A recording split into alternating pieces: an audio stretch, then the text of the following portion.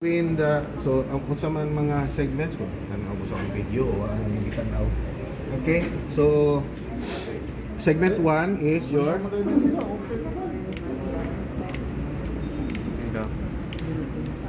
caudate o quadrate. Ha? Quadrate? Is that all? Mga ba itong mga 9 numbers daw? Mga Roman numerals? That's why it's called functional segments. Okay? So, unsa man? Segment 1. Segment 1 is caudate. Okay? Caudate. Ngano caudate C versus Q. Asa naguna? Letter C. So, segment 1. Una. Okay? The caudate is sa likod. Na dire. Okay? This one is caudate. Mura siya separate nga lobe dito sa sud. I called it a spoiled brat, a spoiled child. Caudate. Why? Because it has own Both the muscles. both it has own right and left of primary segments of the primary pedicle going there, and it traces directly to the inferior vena cava. Unlike other segments, they either go to the right or left. Okay? Portal circulation. So there, how many hepatic veins are there?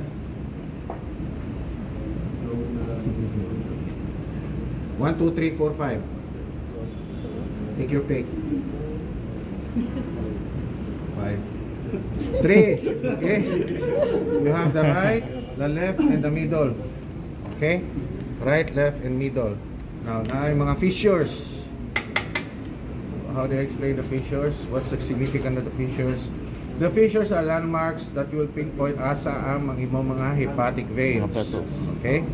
Hepatic veins, particularly. So when you say right portal fissure, meaning or your right sagittal, that is the location of your right hepatic vein. Okay? When you say left, that is left hepatic vein. Okay? So you have also your middle. Okay? You take note kung saan fissure na. Ito.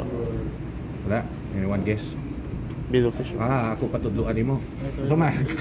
You answer me. Mo lagi. Kabaw na ko ana dong. Okay? So you read on that.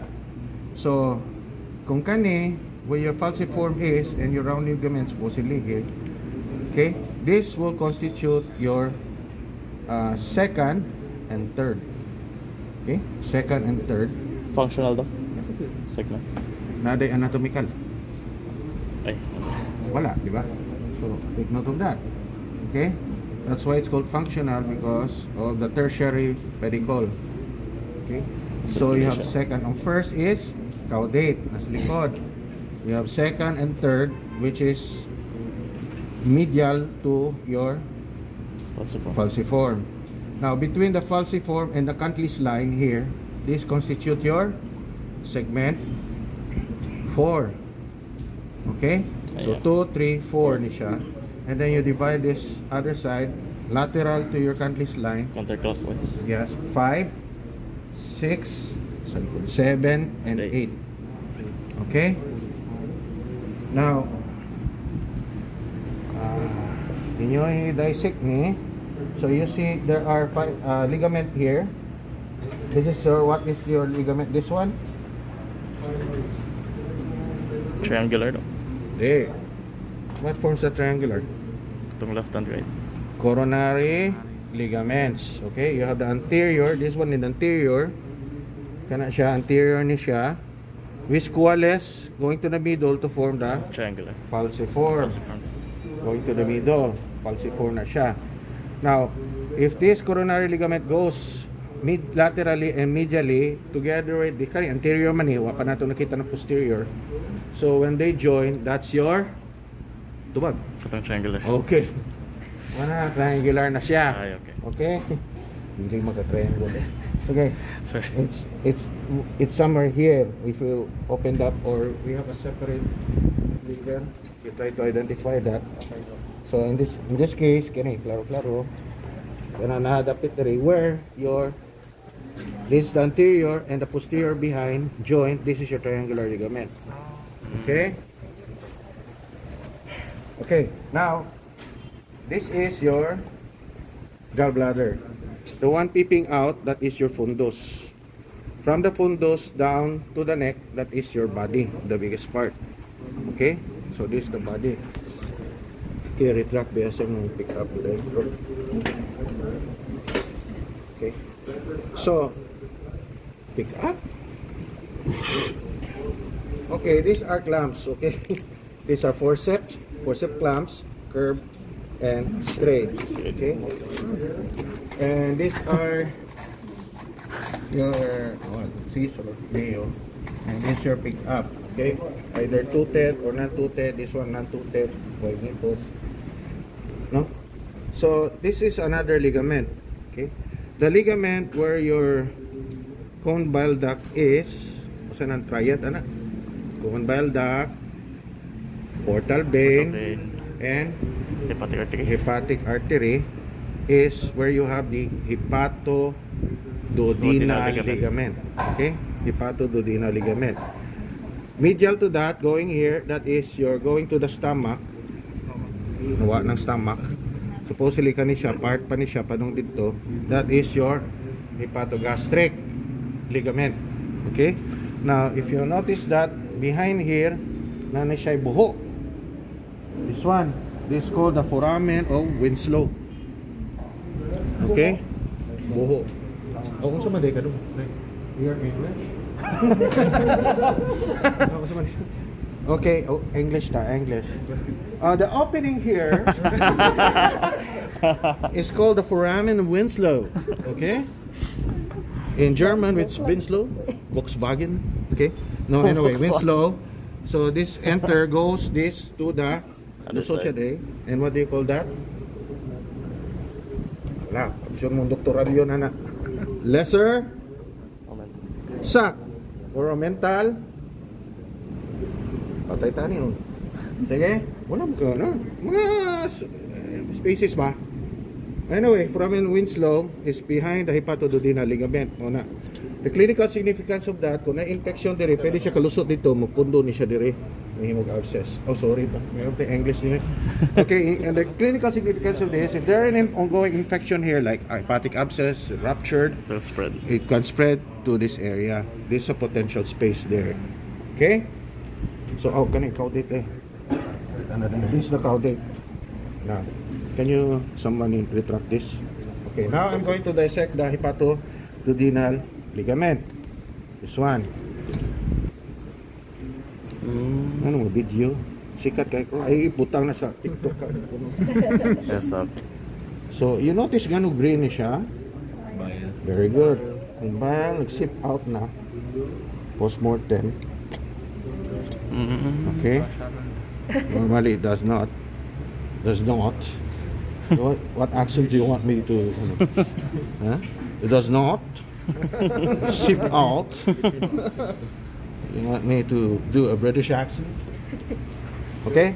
So, here, we're trying to dissect the hepatoduodenal so that we can see the three important structures here. Again, what are the structures again? Portal triad. When you say portal triad, you're talking about the functional segments here, diba? A functional unit, which you have the artery, okay. portal vein. Okay. The bile duct here. Okay. But here you have the bile duct. Actually, when you say bile duct, it means cone bile duct. That's a latest description in surgery anymore, no? You may still use common bile duct, but bile duct will mean common bile duct because above that, this one I think is your cystic duct. Okay. Carefully dissect me. See, that's how you dissect, ha guys, ha? Okay, dili ka ng wara-wara. See, we're starting to separate the gallbladder. So this is the gallbladder fossa. Okay, pilit na siya.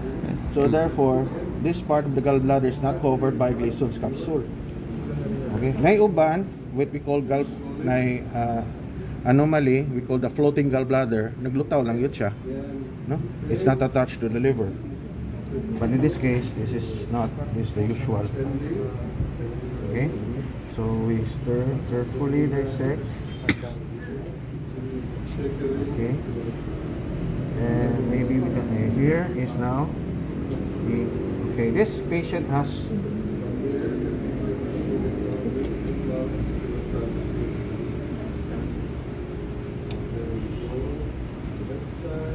Okay, this patient has an infundibulum. Kita kaning outpouching. Okay, that is an infundibulum. No, it's not normal, but sometimes variation kita ka ng pouch because kana siya mura nag-ana and then it comes the neck here. Actually, part of the neck. Twist na siya.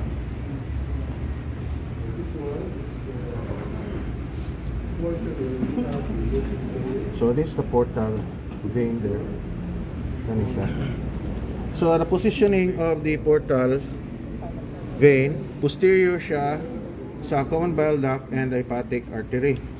This is the artery, this is the common bile duct, and this is the portal vein. The portal vein is a union of what vessels? Ha? Karbigan na pangutan ko. Wala? Any guess? So kani dako kina siya. Dako na siyang portal vein. That's one. Because it's formed the union of your splenic vein and Kuan. superior or inferior. Ayaw. Enteric kung saan. Both. So both ka karon pa siya. From splenic kay join man siya sa superior and then Yeah. go dayon sa inferior. Diba na drawing ko sa letter H. Kita mo to? From the spleen, that's the splenic vein. Then mo join ang superior. And then the superior will join, forming the portal vein. So what happened to the inferior mesenteric? The inferior mesenteric mo na sa letter H. Yan na. Mani ang superior mesenteric, mo ni splenic. Okay? Nag-ana sila. Join. Then kani ang portal vein. So naa siya dire, mo ni inferior, mo na letter H. So the inferior mesenteric vein is a tributary to the splenic vein. Sabi ko na wala yung nagtataw sa video. Kalimutan ko.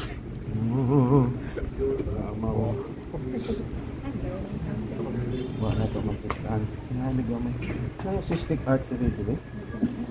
Kaya tingali gamay. Usually cystic artery goes here. There's supposed to be a lymph node here we call. So there's a we call the triangle of Callot.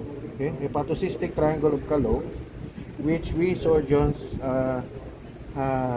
very important as for surgeon. Why? If we would like to remove the gallbladder, okay, we also have to cut the blood vessel that supplies the gallbladder. So if we don't know, okay, tambok man usually, depende sa pasyente, we need a landmark. So the landmark of triangle Callot is the inferior surface of the liver. Okay? Then you have the hepatic duct here. Okay? And then the cystic duct here. So supposedly within this triangle you see the cystic artery, which I think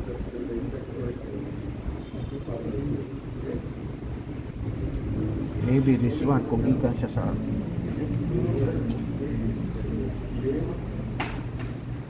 lisod. Okay, anyway, so within that area supposedly we will find a cystic artery. Isa cystic artery mo agi sa likod, isa sa tubangan. This is one organ when you have a lot of anomalies.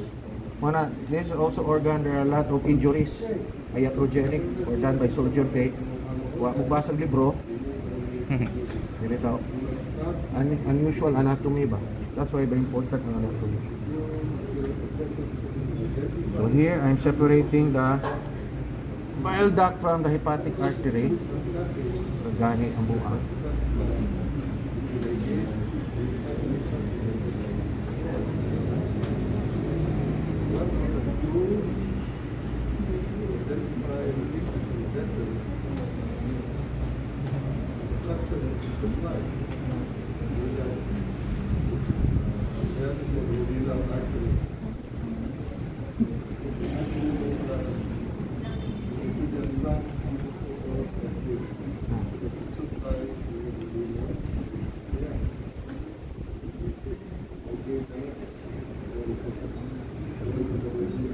Sa likod ani is the artery. Oo, medial to this.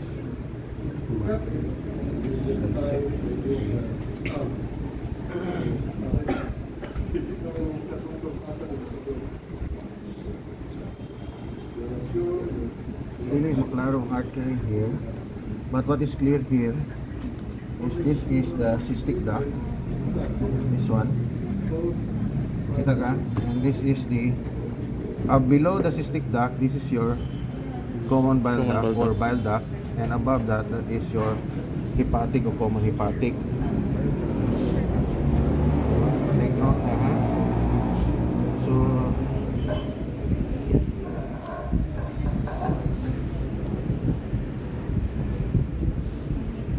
and this is your portal vein here. This is the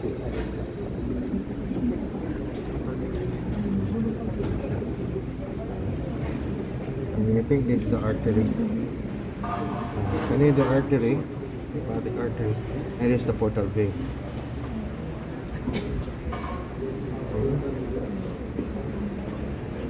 Gamay ang artery.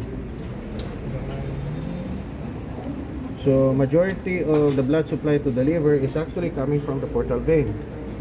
Okay. You know, the importance of the portal vein is that it is a blood circulation coming from your splanchnic, no? Meaning your intestine na. Anything you eat, absorb, okay, will be absorbed by the superior and inferior mesenteric vein. And both superior and mesenteric vein, okay, as I explained, superior will join the splenic and the inferior will become tributary to splenic and it goes to the portal. So, muna first pass, muagi siya sa liver sa before it goes to the systemic circulation. Okay? So, katong yung inom ninyo, kaumutambok, ginabot, na dire. Okay? Ang liver. So, that's why your liver will have fatty liver or cirrhosis. Okay? So, muna ang first pass. Kaya diha, muagi. Some medication have to pass through here also. Dok, hello. Saman. Saman. Saan nga natudok ang kuwan? Ang katong vein. So, Portal? oh, portal vein. Kani? Manang, kana, posterior siya. Ang kana anterior. Ang artery. Artery. Nakanang, Kani common bile duct and hepatic duct. Hepatic duct, artery, and then veins sa pupos. This will split, I think this is the right. Usually the branch to the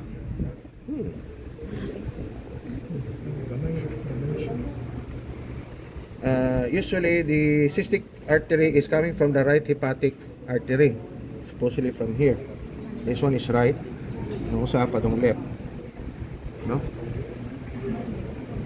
This is branch to the left. This is the left, this is the right. Okay, what? yes, no. Okay, so that is for your gallbladder and hepatic. Next is tang naman yun din. So identify your vessel dire. Asa naman mga yun yung miligig pang ano. Now, kuha na to ni ang these are peritoneal reflections. Your ascending colon and your descending colon are fixed. Okay? And your transverse is and your sigmoid kani are movable. Yes, no. Okay? So ascending and descending. Isa na yung knife diha. See? So mo dissect me, kung let's say amo i-resect me. Nag-earthquake lang, wala na mo yung knife. So, as I dissect here, you see there's a structure here. What do you think is that? Ano eh? Saan siya? Kidney. Kidney. Kidney is a retroperitoneal organ. Yeah. So now we're dissecting. Okay, that's how you dissect it. It's behind the peritoneum.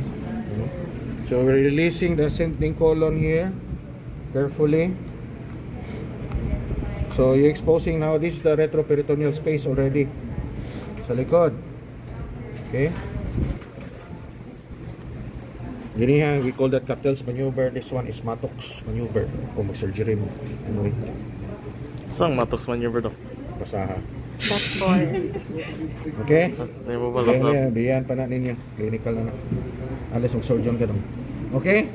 So this is a retroperitoneal space. So this is the kidney. Okay? So kung fibrous kayo na siya. shocks. Okay? Wow. Now, we say it's a full dissection if we see the vena cava Oh. or the deep blue. We call it the deep blue. Okay, blue man na sa actual buhi nga tao. Okay? There. This is the deep blue. This is the vena cava. Ah. So, here in the vena cava, kita nimo, then anterior to that is the head. This is the duodenum. Asa na to? Kani. This is the duodenum. Sa border na yan daw? Oh, di ba? This is the second part of the duodenum. Giputol naman yung stomach dire. Oo. Okay? So this is the first part, second part, third part, the horizontal part. Okay? Or maliit lang pala. And here in the duodenum, second part, this is the head of the pancreas. There, this is the head of the pancreas. This is usually mga cancer, common sa head of the pancreas dire. So you see the potential possibility that the tumor here will block the duodenum, causing obstruction. Okay. So now we're dissecting it away from the vena cava. So this is the vena cava. Deep blue. Inferior vena cava. Kompleto ha? Inferior vena cava. On the other side is the aorta. So, ano wrong? Mag-dissect. Natural, immediate.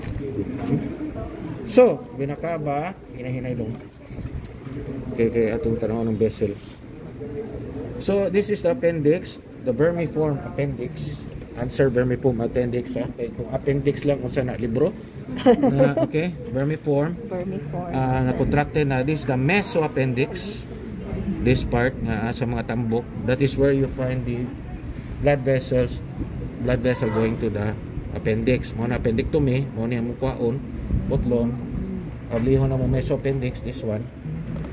This is the mesoappendix, this one. Ah. That's where you will see the appendiceal artery. We open na, then cut, remove. That's how we do appendectomy. Okay, this is the cecum, this is your tinea. Sa tinea. Tinea, Colon. also specific. Colon. Libera. Libera. How many tinea are there? Tinea. There are 1, 2, 3, 4, 5. Daw? Wala mabagsak ang anatomy kay puro daw. Be sure, there are 3. Identify them, okay? So, we try to identify the blood vessel carefully kay fragile na ni mga cadavers sa mga lymph nodes. So, in between here, you're supposed to see the ileocholic vessel.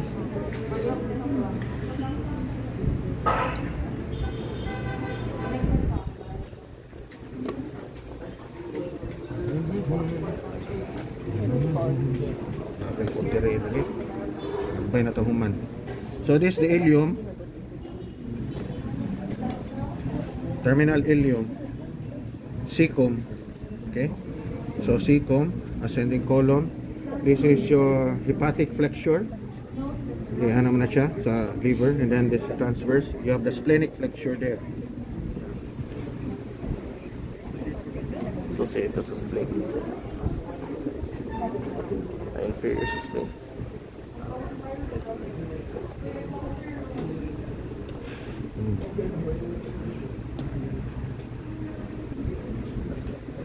Okay. Ay, sorry.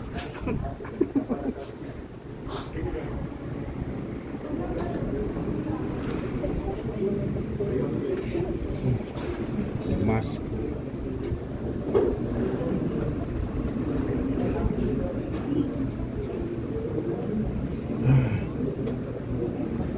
Right, kani siya. If you dissect this further, you see blood vessel that there's the artery that your ileocolic. Okay? Supposedly there's a middle colic there. Ambot gigumba naman ninyo. I think this one is the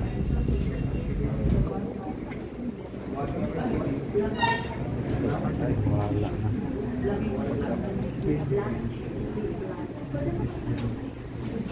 Lisod yun ang abdomen. Yeah, I think this is an artery here. I'm not sure if this is the main middle colic or the right branch. Because your middle colic has right and left branches. But I think it's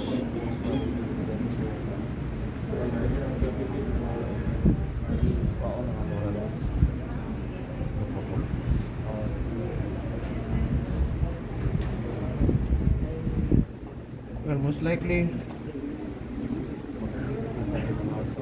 Yeah, I think this is it. Yeah. Yep. So, dog artery. Tama? Asad. So, gikan ni siya dili.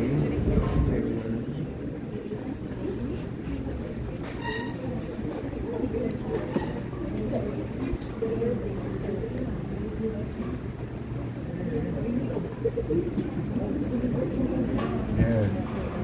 So, this is your middle colic. Okay, and this is your right and this is your left. Okay.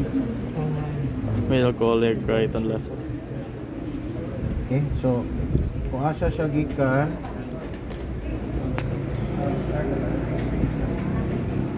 it's important to know this because it matters for us when we try to cut the colon. Okay, we might probably cut it and compromise the blood blood supply. So yeah, ano siya? Ay, klaro dali. So this is your middle colic. Okay, it goes here. Kani siya middle colic, and it's your left and right middle yeah. colic. Okay, so I think you dissect it here. You can find the ileocolic there. So it goes there. Now we dissect the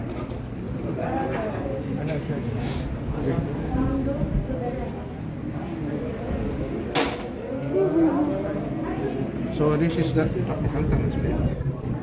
Another spleen. This is the spleen. Napilit. Joke lang. Napilit ang spleen. Ano man eh? This is the spleen. So this is the phrenic ligament sa likod. Pero liver man eh. Nakuha sa yung liver eh. So this is the spleen. When you do splenectomy, like mga blood trauma, nauna na mo, and then identify the ligament. What are the two ligaments important here? Actually, dagan siya ligament. Okay. Ito. Huh? So here, Which could be? Oh, kalimutan sa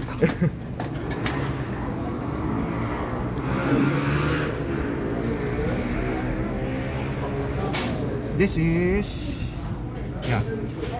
colon. Oh no, it's not. Yeah, transverse colon. This is small bowel. Saan siya pa? Okay, descending. Okay, redundant din siya. This is redundant. Supposedly descending is retroperitoneal, pero in this case, lutaw siya. No? Unusual. O nangagin yung operasyon. O ni sama sa tiyan. Hold on, hold. Ay, sorry. Mura nga gini siya operasyon. Kaya nalimpyo naman dire. Wala, bisok ka. Wala, ang kidney din. Tingali, hawa ng kidney niya. Baka na-operahan eh. One kidney na lang? Hindi, doon. So this is the kidney. The left. Now, a peculiar about the kidneys is that the location of the target. Left.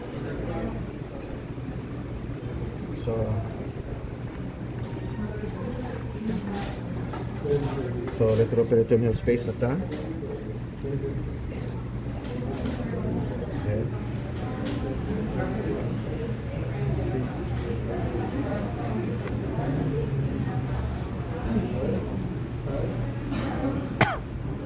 So this is the pancreas, the tail going to the spleen. Asa to? Asa kuno da. So this is your splenorenal ligament. Okay? Splenorenal. So now we carefully dissect this pancreas. This is the body and this is the tail. Retroperitoneal ang pancreas, muna sa likod siya. Except for the tail, naglutaw. Can anyone push? Push. Hello? Yeah, nag-dissect ko. Ano sa klase?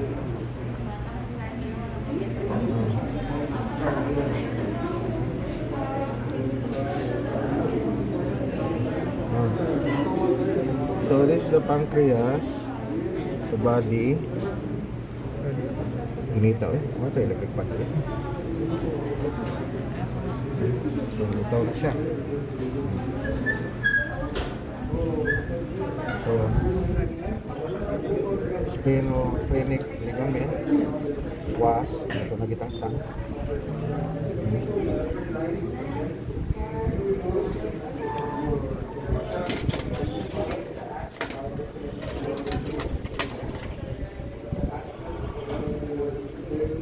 Siya nurse dire.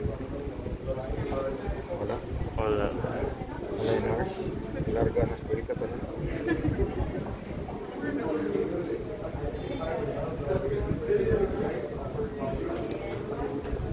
Okay, so this is the pancreas.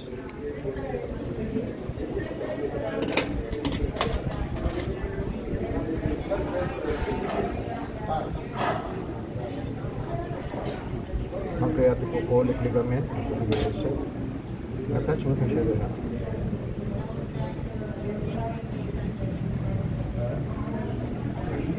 Here, makita niyo mo ang pure ligament.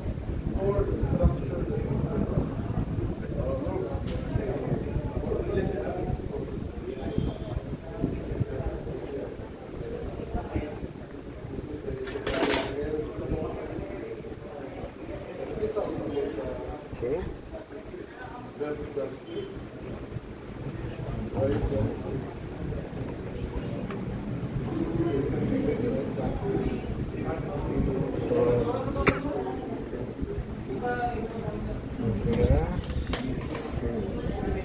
Sige, kita mo na yung blood pressure niya, oh.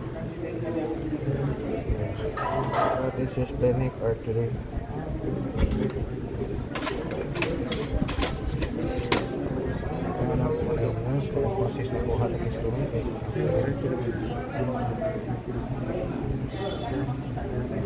Because the artery goes superior to the body and tail of the pancreas. The vein is posterior.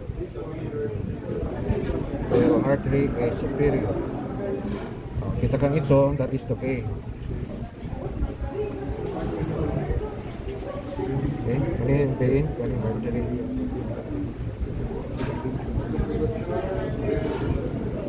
Okay, so this is the supposedly this is the splenorenal ligament or lienorenal ligament. Okay, and then here supposedly it's a stomach. That's your gastrosplenic ligament, where you have the Listen. There's a gastric vessels. So this now going to the hilum of the pancreas here. So this the hilum. So these are the notches of the pancreas. Of the little spleen.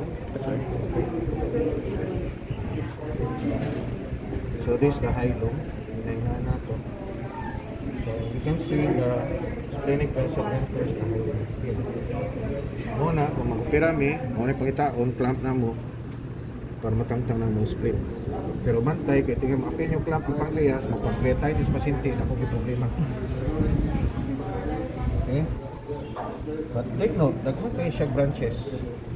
No? The artery. So make sure, tingnan ka, i-clamp na lang ako, na-bleed. Na pa man i-clamp it here. Here, so you have to dissect it properly. But at the same time, not to compromise the pancreas. Kaya mawad ang blood supply ng pancreas. Sabi na sa tail. So that's why we have carefully dissected this. So klaro na ang splenic vessels. Okay?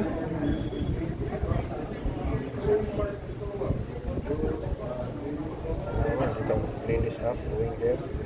So where does the splenic artery come from? Anyone? This is coming from the main blood supply of the foregut. What is the main blood?